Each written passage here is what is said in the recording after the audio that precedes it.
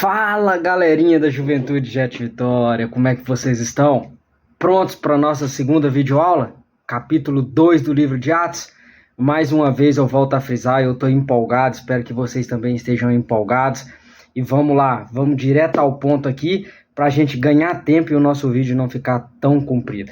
Pegue aí seu caderninho de anotação, pegue aí caneta, marca texto, pegue aí tudo que você puder para facilitar o seu estudo, porque realmente vai ser aqui um tempo fantástico que nós vamos passar junto. Vamos lá? Então, Atos, capítulo 2. Na minha Bíblia, nas duas versões que eu estou aqui, de novo, novamente, eu estou com as duas versões, eu estou com a Thompson aqui, e também estou com a Bíblia de Estudo de Genebra, e nas duas versões, elas têm um título, e o título aqui, nas duas, por sinal, é A Descida do Espírito Santo. Uau! Algo fantástico, algo extraordinário, isso me empolga muito. E no versículo 1, a palavra do Senhor vai começar dizendo assim: aproximando-se o dia de Pentecostes. Lembra que ontem nós aprendemos que nós precisamos fazer algumas perguntas para o texto, algumas perguntas sobre o autor, algumas perguntas sobre o tempo, algumas perguntas sobre o significado daquilo que o autor está falando. Então aqui, nós já começamos falando o seguinte: aproximando-se o dia de Pentecostes. Então, o que é o Pentecostes? O que, afinal de contas, é isso aqui, Pentecostes, que Lucas está relatando aqui no texto? Pentecostes, o nome aqui já vai começar a dar uma dica, né? Porque vem de penta, né? Então, penta, 5. Pentecostes significa 50º. Por que 50º? Porque Pentecostes era a segunda festa que acontecia ali do povo israelita, a segunda festa dos judeus. A primeira festa era a Páscoa, né? E a segunda festa era a festa de Pentecostes. E o que significa Pentecostes? Além de 50º, nós sabemos que era uma festa que começava ali 50 dias após a Páscoa, e era uma festa que, além de Pentecostes, também eles conheciam como a festa das colheitas, ou a festa das primícias. Por quê? Porque exatamente no primeiro dia da festa de Pentecostes, era o dia que eles começavam a colheita de tudo aquilo que eles haviam plantado. Então era também conhecido como a festa das primícias, porque da primeira colheita deles, eles já tiravam as primícias. E vai continuar dizendo o texto: e estavam todos reunidos no mesmo lugar. Todos. Quem são esses todos? Esse todos aqui é o mesmo que nós lemos ontem no capítulo 1, no versículo 15. Vamos ler aqui novamente, capítulo 1, versículo 15. Naqueles dias, levantando-se Pedro no meio dos discípulos, ora, a multidão reunida era de quase 120 pessoas. Então, esse todos aqui eram os discípulos e aquela multidão que estava ali junto com eles, que formavam-se ali aproximadamente 120 pessoas. Estavam reunidos no mesmo lugar. Qual lugar que era esse? Era ali o local de oração. Lembra que Jesus tinha dado uma ordem para eles: não se ausentai-vos daqui, permanecei-vos firmes em oração, e eles continuavam perseverantes em oração e em súplicas. Então aqui o lugar era o lugar ali, o cenáculo, onde eles estavam reunidos, fazendo oração deles. Aí, já no versículo 2, de repente veio do céu. Quando nós lemos isso aqui, veio do céu, nós já precisamos entender que se trata de algo sobrenatural. Isso é fantástico, algo sobrenatural. Se fosse da terra, seria natural, mas como é do céu, é algo sobrenatural. Então, de repente veio do céu um som. Que som que era esse? Como de um vento muito forte, e encheu toda a casa onde estavam assentados. Então não foi só uma parte da casa, uma parte do cenáculo ali. Esse som que veio como de um vento muito forte, outras versões vão dizer como que um vento impetuoso. Então ele encheu toda a casa onde toda aquela multidão e os discípulos estavam assentados. E nesse momento viram ali línguas repartidas como que de fogo. Aí nós precisamos parar aqui, fazer uma pausa e prestar atenção num outro detalhe. E viram línguas repartidas como que de fogo. Fogo, ele vai trazer dois significados para nós na Bíblia. Nós tanto vamos ver fogo no sentido de purificação, como também nós vamos ver fogo na Bíblia no sentido de juízo. Como que nós vamos identificar? Sabendo de qual lado nós estamos. Se nós estamos do lado da desobediência, esse fogo vai vir como juízo. Mas se nós estamos no caminho do Senhor, obedecendo ao Senhor, andando segundo as suas leis, os seus mandamentos, as suas ordenanças, esse fogo é de purificação. Então, e viram línguas repartidas como que de fogo, ou seja, o intuito ali era a purificação daquelas pessoas que estavam ali reunidos, a quais pousaram sobre cada um deles, ou seja, todos experimentaram, todos tiveram o privilégio de receber essa experiência sobrenatural. Então foi para todos, não foi só para um ou para outro. E todos foram cheios do Espírito Santo e começaram a falar em outras línguas, conforme o Espírito Santo lhes concedia. Vamos fazer mais uma pausa aqui rapidinho. Vamos fazer mais uma pausa aqui rapidinho. Aqui, no capítulo 2, é o primeiro relato que nós vamos ouvir falar sobre o batismo com o Espírito Santo.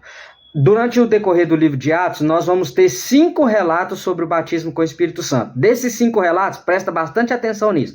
Desses 5 relatos, 3 são descrição e 2 são menção. Qual que é a diferença de descrição para menção? Descrição vai dar detalhes do que aconteceu. Menção simplesmente vai falar, aconteceu algo. Então vamos lá. Aqui no capítulo 2 do livro de Atos, está fazendo aqui uma descrição. Por quê? Porque está contando com detalhe tudo aquilo que aconteceu. Então olha só. Veio um som como de um vento muito forte, encheu toda a casa, e viram línguas repartidas como que de fogo. Todos foram cheios do Espírito Santo, começaram a falar em outras línguas. Isso aqui é muito importante, tá? Muito importante, um detalhe muito importante. Começaram a falar em outras línguas, conforme o Espírito Santo lhes concedia que falasse. Então era algo sobrenatural. Em Jerusalém estavam habitando judeus, homens religiosos de todas as nações que estão debaixo do céu. Isso aqui é algo fantástico. Por quê? O Espírito Santo veio em um momento muito oportuno. Tinha gente do mundo inteiro reunido ali na festa de Pentecostes. Então, Deus, ele trabalha com propósito, ele não trabalha com necessidade. Então, ele sempre vai trabalhar com propósito, ele tem um propósito. E aqui, o dia de Pentecostes era um dia fantástico para que o Senhor derramasse algo sobrenatural. Por quê? Porque tinha ali os judeus, os israelitas, e tinham também pessoas de todo o mundo. E olha só, ouvindo aquela voz, ajuntou-se uma multidão. Qual multidão que era essa? Essa aqui já era outra multidão. A primeira multidão era daqueles 120 que estavam reunidos junto com os discípulos. Aqui agora era a multidão que estava participando da festa de Pentecostes. Então, uma outra multidão. Quando viu aquilo ali, quando eles ouviram aquela voz, eles ajuntaram. E eles estavam confusos. Por quê? Cada um os ouvia falar na sua própria língua. Ou seja, toda a multidão que estava ali, gente de toda parte do mundo, nós vamos ver aqui mais para frente, eles ouviam ali aquelas pessoas falando em línguas, mas eles compreendiam nas suas próprias línguas. Por que que isso acontecia? Porque quem concedia que aqueles povos falassem outra língua? O Espírito Santo. E como que agora esse povo de toda a terra ali, de todo o canto do mundo, ouviam falar na sua própria língua? Porque o mesmo Espírito Santo que falava em outras línguas, ele interpretava essas línguas, por isso essas pessoas ouviam na sua própria língua. Então, era o Espírito Santo, o mesmo Espírito traduzia. Por quê? Porque isso se trata de algo sobrenatural, não é algo natural, é sobrenatural. E todos pasmavam e se maravilhavam, perguntando uns aos outros, não são galileus todos esses homens que estão falando?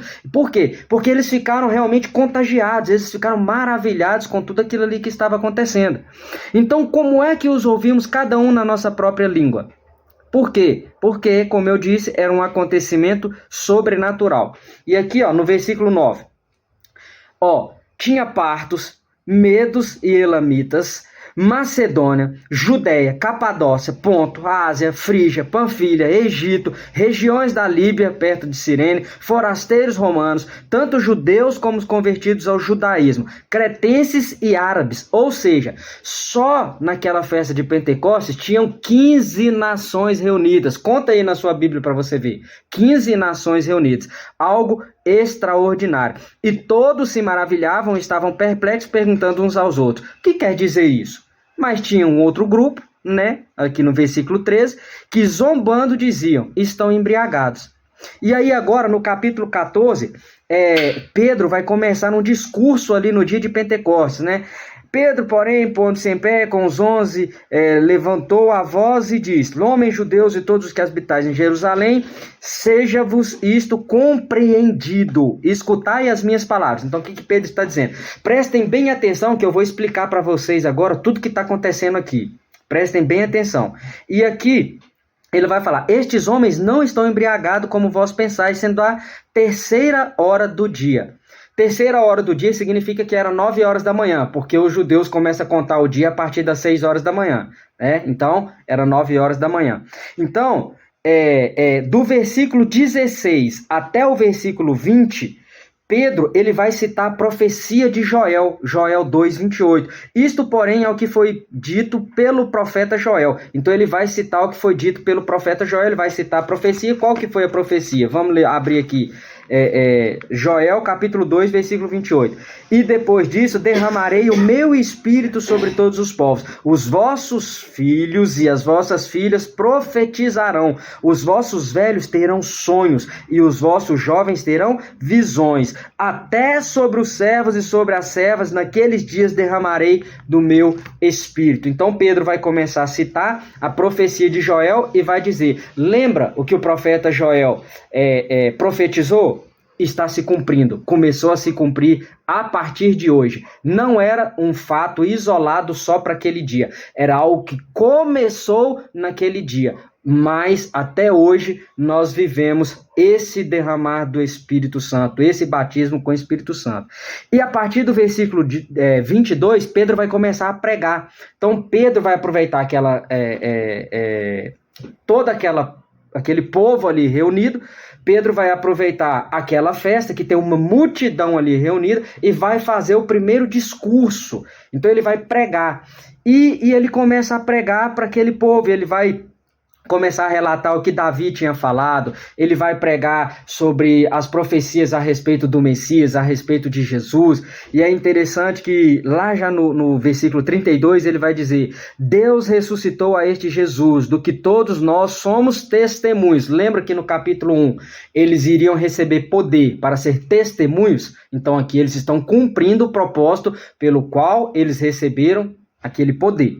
De modo que, exaltado pela destra de Deus e tendo recebido do Pai a promessa do Espírito Santo, derramou isto que vós agora vedes e ouvistes. Ou seja, ele está falando, aqui é o cumprimento da promessa. E aí no versículo 36 ele vai dizer: portanto, saiba com certeza todo Israel, que a este Jesus a quem vós crucificastes, Deus o fez Senhor e Cristo. Então, ele está falando aqui do senhorio de Cristo. Isso é algo fantástico. E a partir do versículo 37, nós vamos começar a ver ali as primeiras conversões, né? Então, eu vou dar uma lida aqui de forma muito rápida, porque tem coisas aqui que eu acho assim fantástico e extraordinário. Olha só.